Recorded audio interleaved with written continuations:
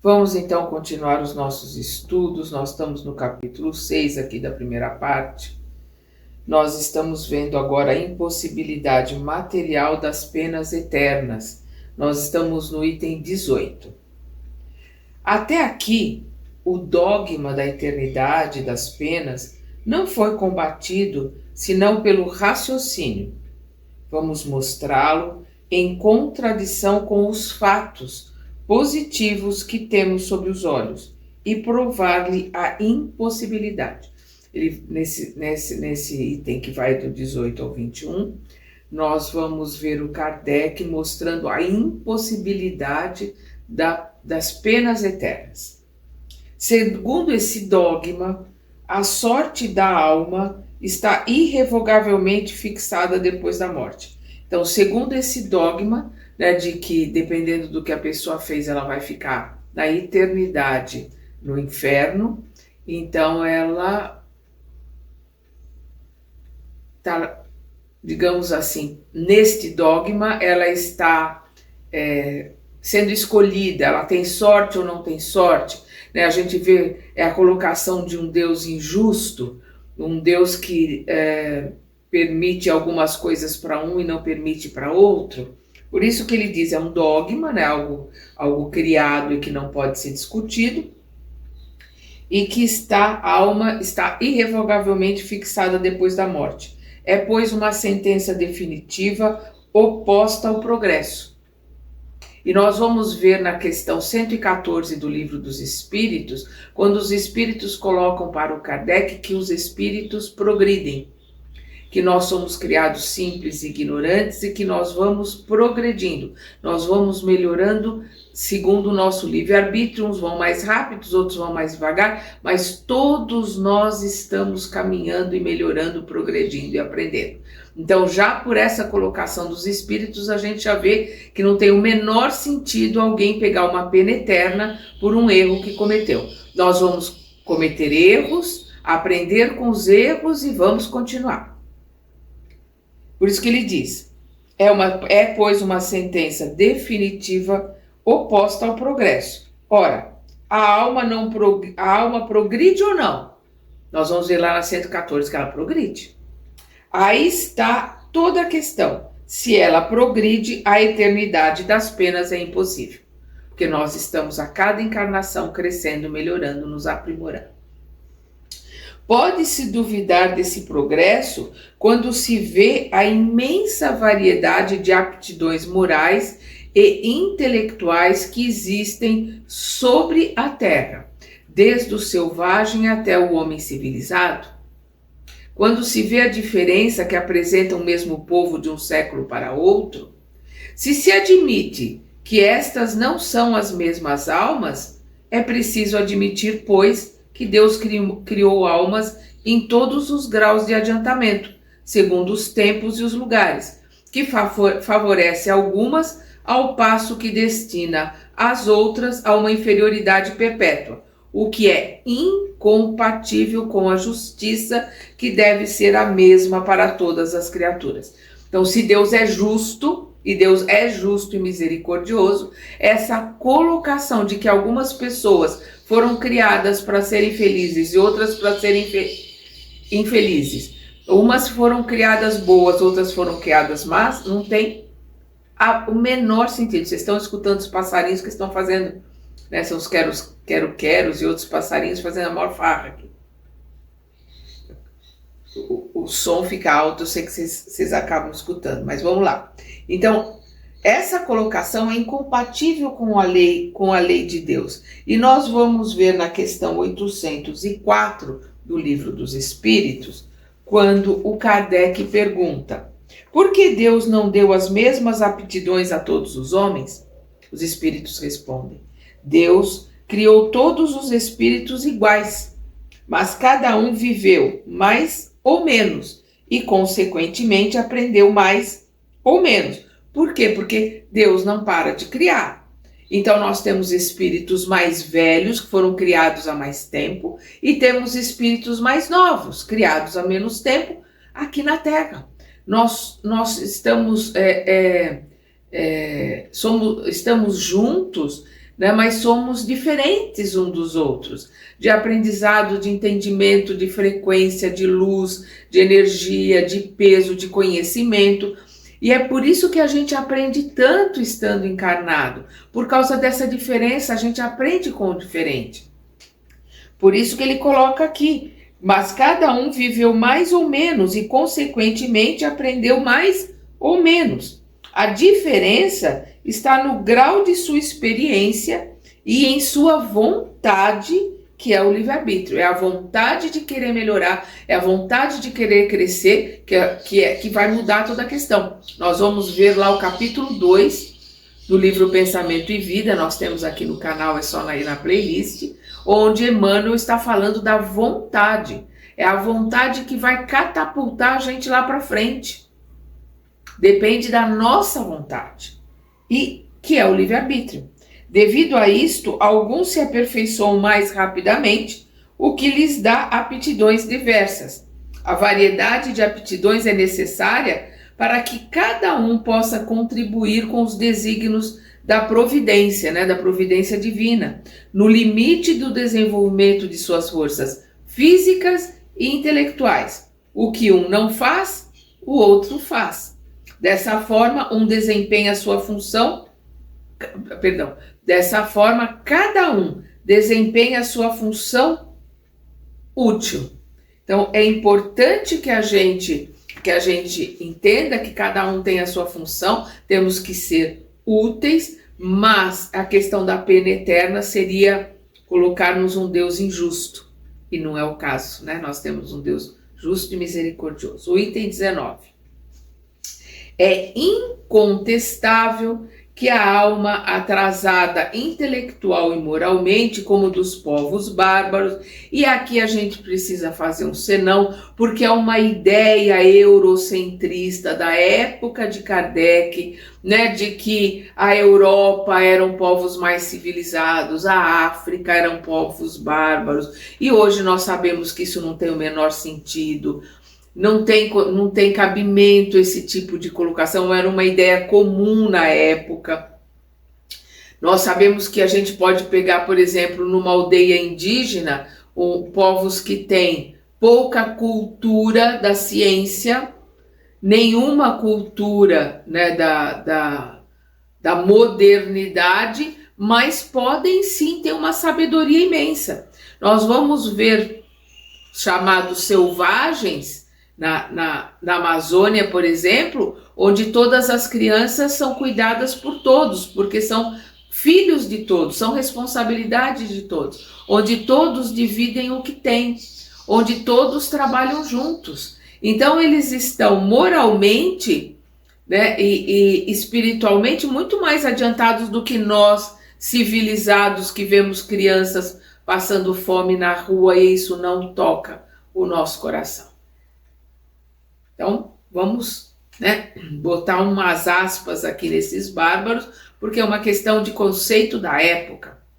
Então, é incontestável que a alma atrasada, intelectual e moralmente, como a dos povos bárbaros, não pode ter os mesmos elementos de felicidade, as mesmas aptidões para desfrutar dos esplendores do infinito que aquela na qual todas as faculdades estão largamente desenvolvidas.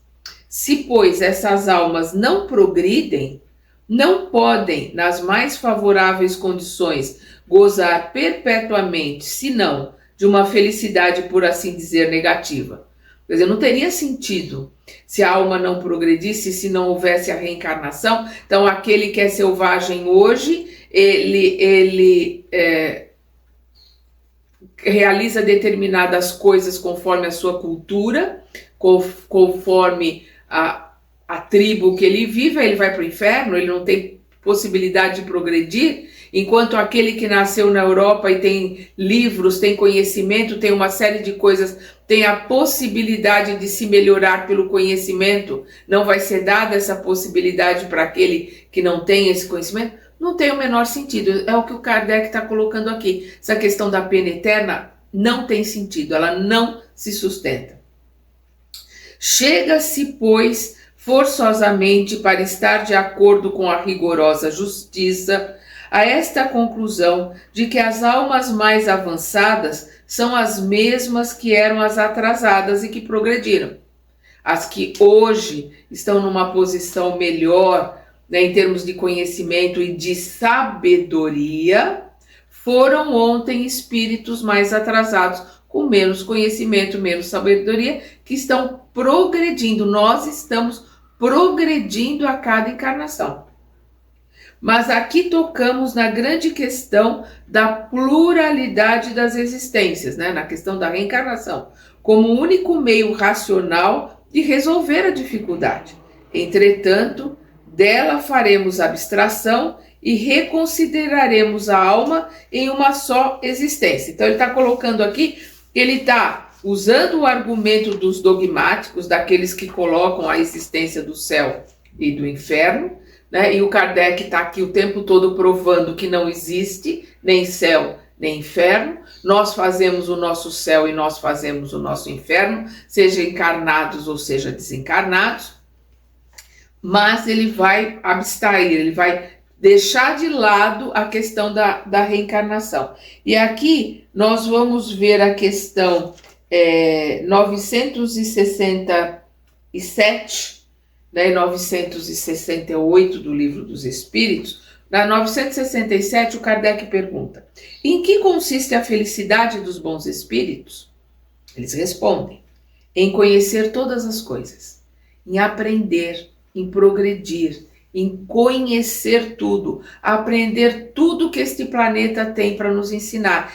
É nisto que consiste a felicidade dos espíritos. Vou repetir: em conhecer todas as coisas, não ter ódio, despeito, né, ciúme, inveja, ambição, nenhuma das paixões que fazem a infelicidade dos homens. Então, isto aqui é para os espíritos puros. Esses já estão felizes, porque com eles não existe mais o mal. Não tem mais a dualidade, eles têm só o bem.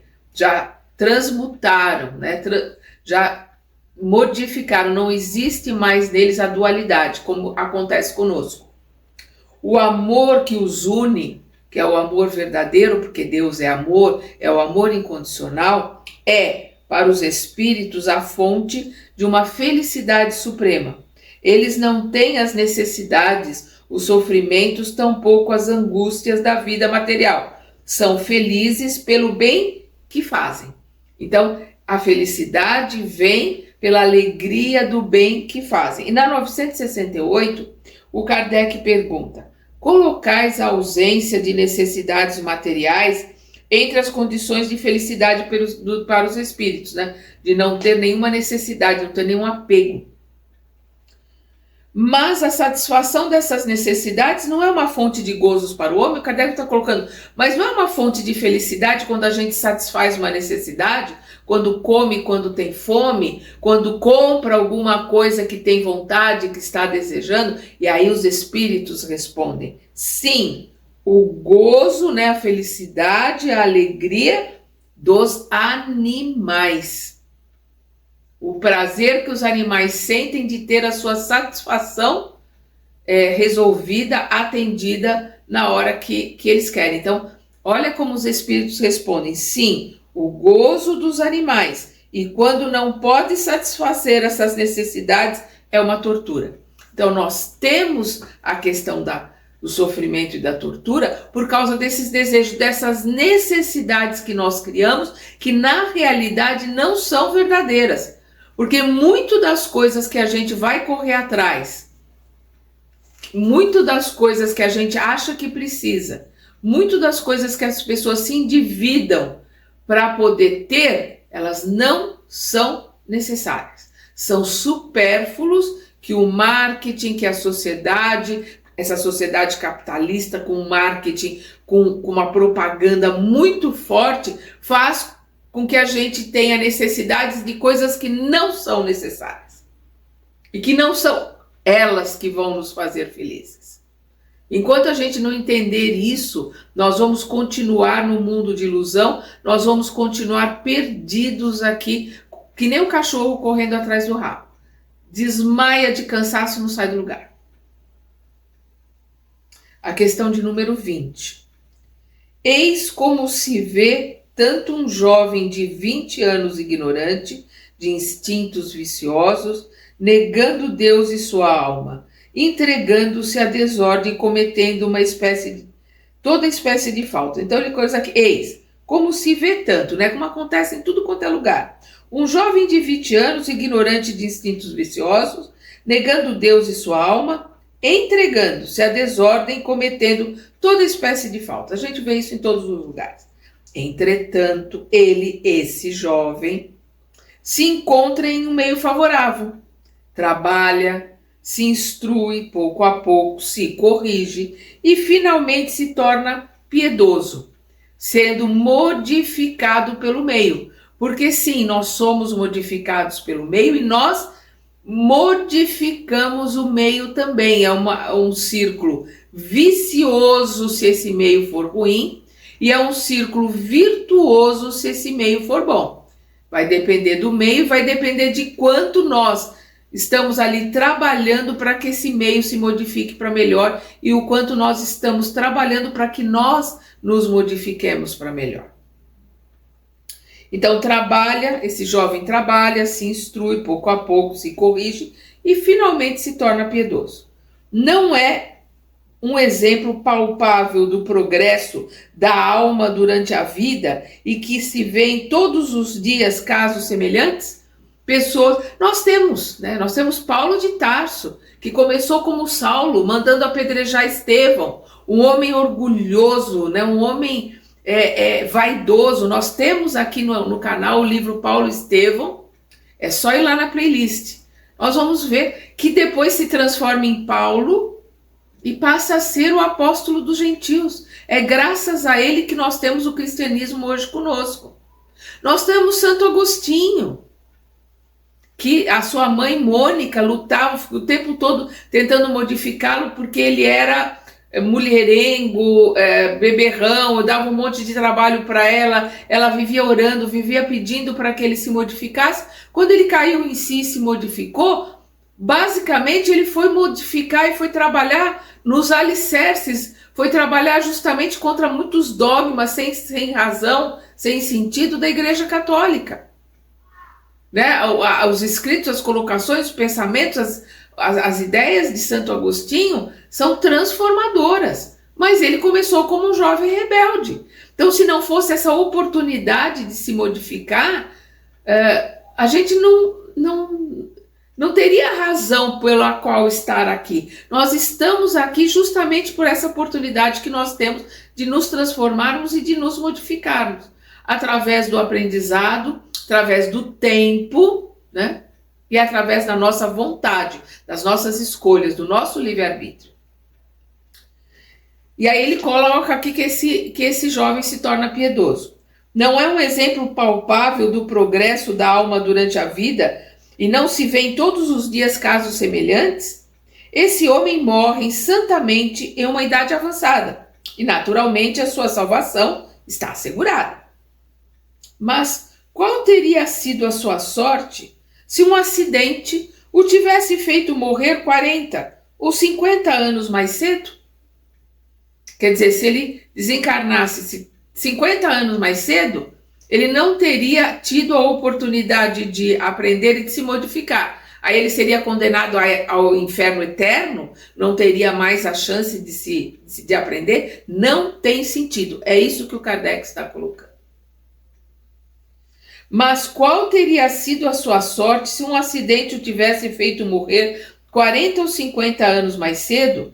Ele estava em todas as condições necessárias para ser condenado. Ora, uma vez condenado, todo o progresso estaria detido. Ele não teria mais chance de aprender.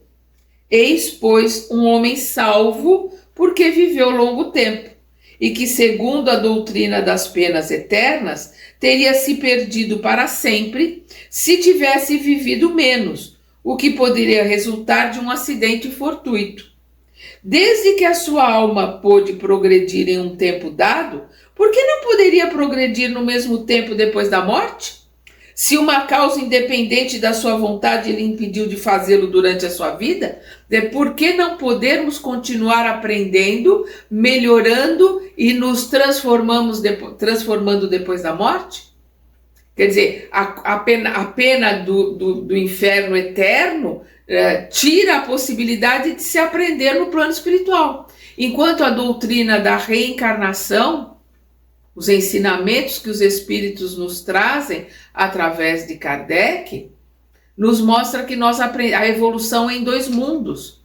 Nós aprendemos no mundo espiritual e nós aprendemos no planeta encarnado, seja encarnado na Terra, outro em planeta. Nós aprendemos encarnados e aprendemos quando nós voltamos para a verdadeira vida, que é no plano espiritual.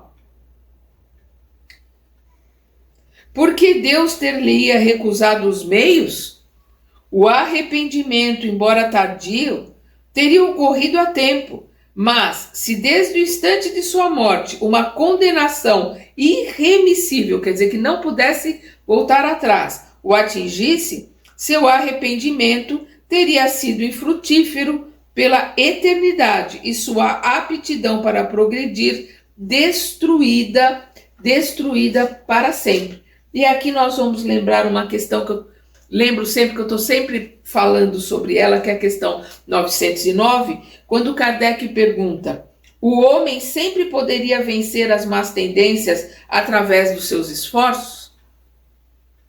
Ele está perguntando para os espíritos: o homem pode vencer as suas más tendências através dos seus esforços? Eles respondem: sim, e às vezes com pouquíssimos esforços. Olha o que os espíritos colocam aqui na questão 909 do Livro dos Espíritos. Ele poderia vencer e com pouquíssimos esforços. O que lhe falta é a vontade. E há tão poucos entre vós que se esforçam. Ele venceria com pouquíssimos esforços. O que nos falta é a vontade verdadeira de se transformar, a vontade de se modificar. E os espíritos colocam: e são bem poucos aqueles que se esforçam para melhorar. Ou seja, nós não melhoramos porque não nos esforçamos. Por que nós não nos esforçamos? Porque no fundo a gente não tem vontade de mudar. A gente não tem vontade de melhorar. Essa que é a nossa realidade. E graças à misericórdia divina, nós temos a chance de reencarnar, de aprender, de fazer tudo de novo, porque aí todos nós temos sempre uma segunda chance, uma terceira chance, uma quarta chance, para nós podermos aprender e nos melhorarmos. Aí nós vamos para a questão 21. O dogma da eternidade absoluta das penas é, pois, inconciliável com o progresso da alma, uma vez que a ele oporia um obstáculo invencível, né? Se existe uma pena eterna para quem morre, a vida não continua, não tem como progredir, não tem como se arrepender, não tem sentido. É isso que o Kardec está colocando. Esses dois princípios se anulam, né? A lei do progresso, a capacidade de podermos progredir encarnados e podermos progredir desencarnados, é completamente anulada com a questão da pena eterna, né? Do inferno ou do céu, né? A pena eterna. Esses dois princípios se anulam forçosamente um pelo outro. Se um existe, o outro não pode existir. Qual dos dois existe? É a pergunta que o Kardec faz. Qual dos dois existe? Um Deus misericordioso, que nos dá a possibilidade de arrependimento, de nos modificarmos, nos transformarmos? Ou um Deus vingativo, raivoso, intolerante, que decide: este vai ser bom, aquele vai ser mal, este vai para o inferno pela eternidade, este vai para o céu para a eternidade? Não tem lógica. Deus seria pior do que nós. É de uma infantilidade esse tipo de colocação, que nem precisaria tanto esforço do Kardec para mostrar que ela não tem cabimento, mas ele se esforça. Qual dos dois existe? A lei do progresso é patente. Perdão. A lei do progresso é patente. Não é uma teoria, é um fato constatado pela experiência. É uma lei natural, lei divina, imprescindível. Uma vez, pois, que ela existe e que não pode se conciliar com a outra, a lei do progresso existe, ela não pode se conciliar com o dogma, com a outra, né, que é uma lei de penas eternas, é que a outra não existe. O dogma, a lei de que existem penas eternas, essa não existe.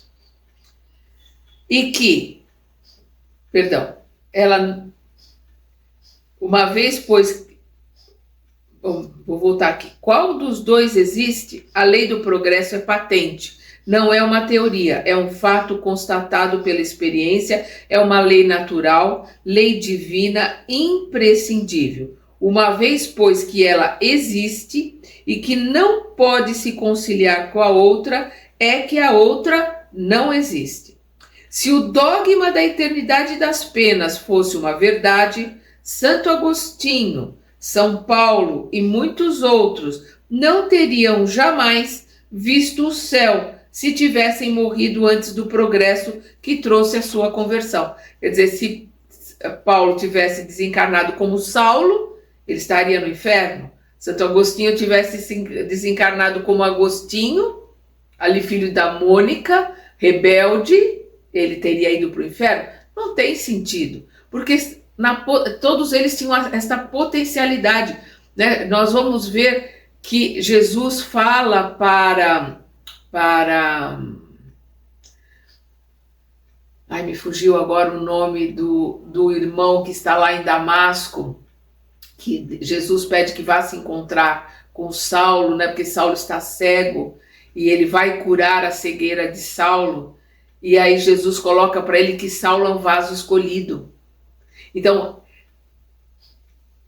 Jesus ali está colocando para ele, né, que existe toda a potencialidade dentro de Saulo para se transformar, para se modificar, para ser o que ele foi depois como Paulo de Tarso, o apóstolo dos gentios.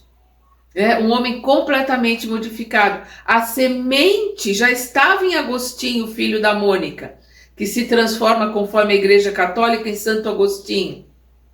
Porque a hora que essas potencialidades despertam pela vontade de mudar, pela vontade de se transformar, aquilo vai que é uma beleza. Mas precisa primeiro a escolha, o livre-arbítrio, né? A escolha e a vontade de fazer.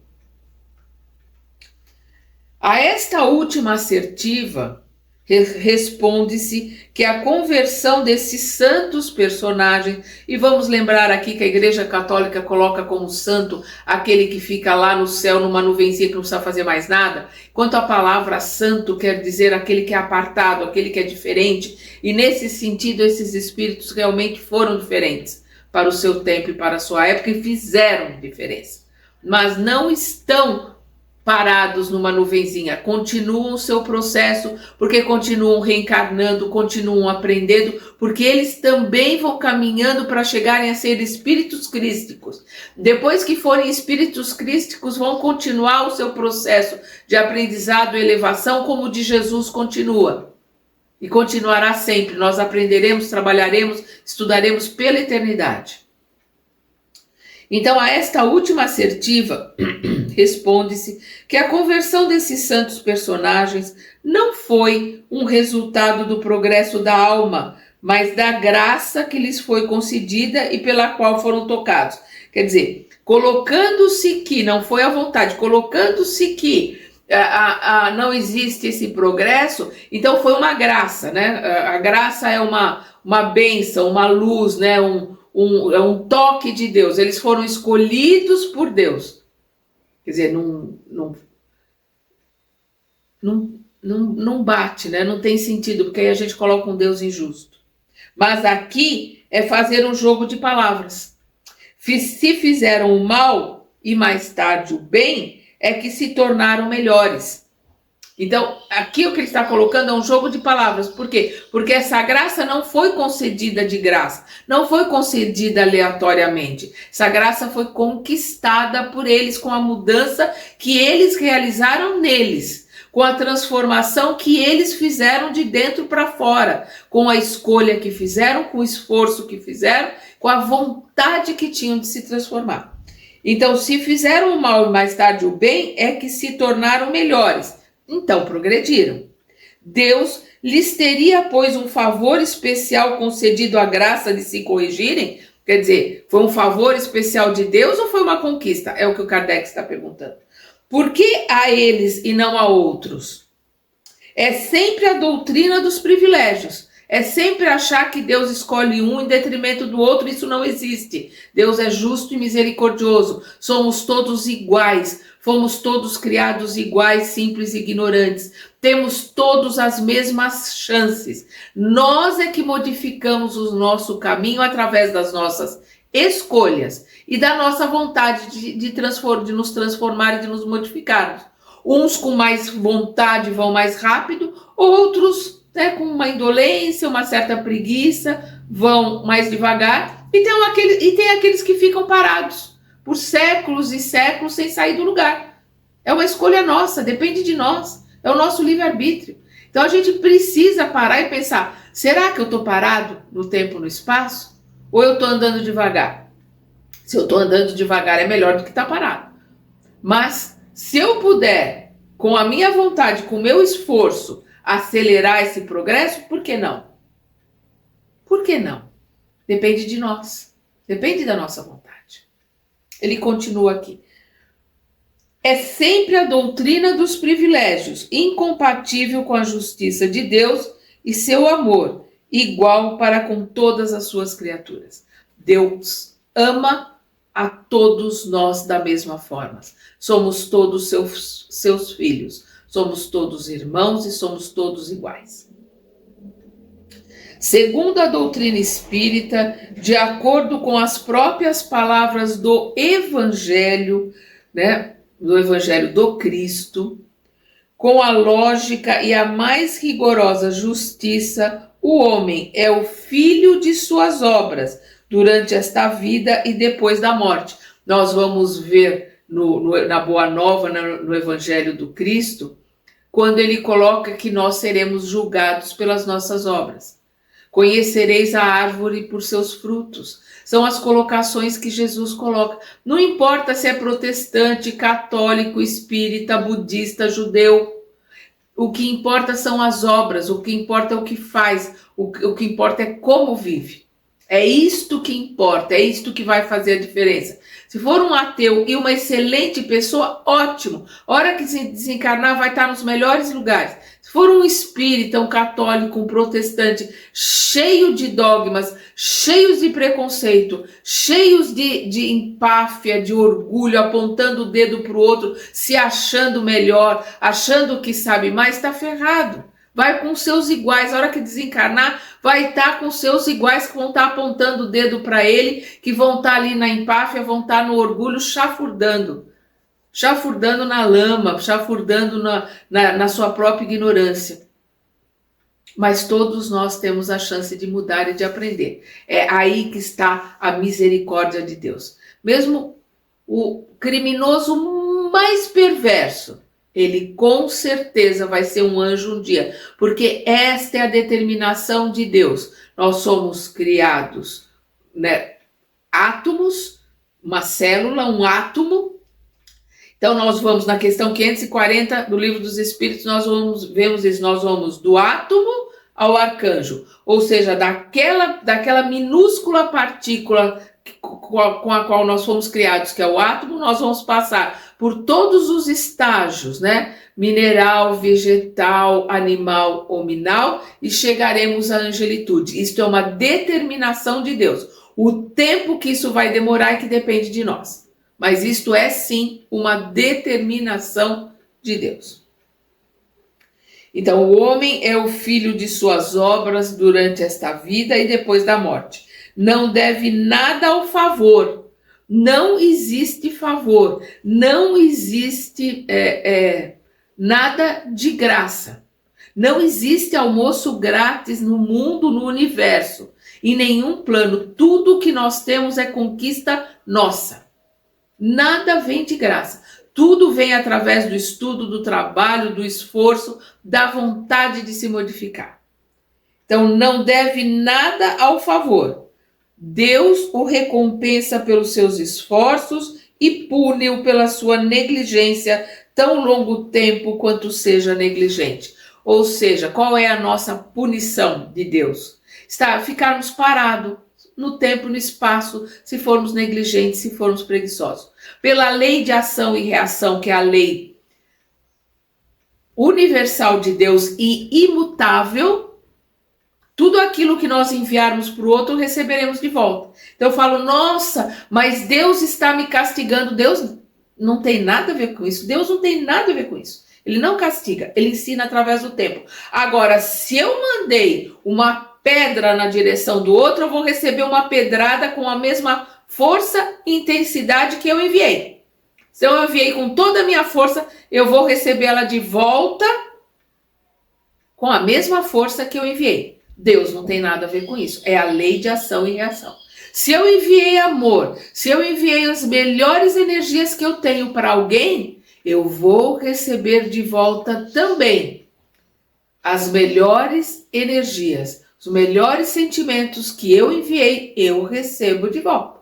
Então eu vou receber tudo aquilo que eu dei. Se eu dei tapa, vou receber tapa. Se eu dei abraço, eu vou receber abraço. Então Deus não tem nada a ver com isso. Faz parte das suas leis imutáveis.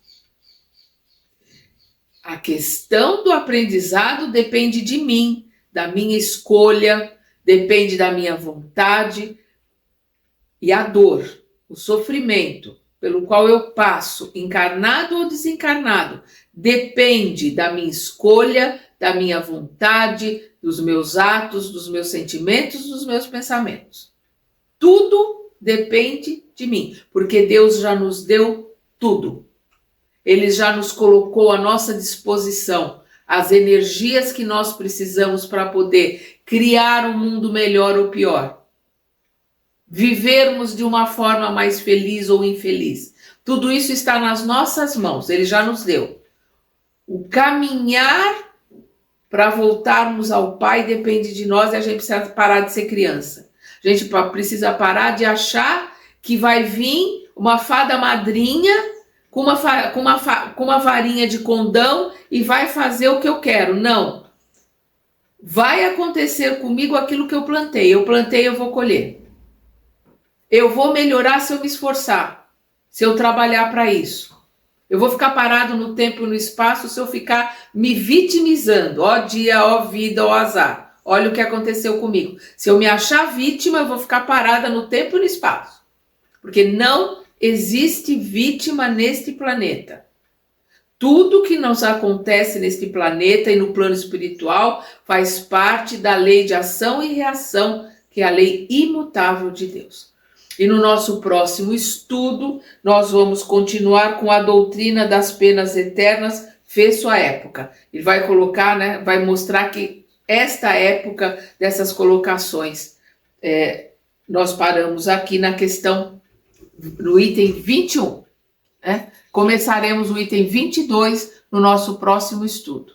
Até lá!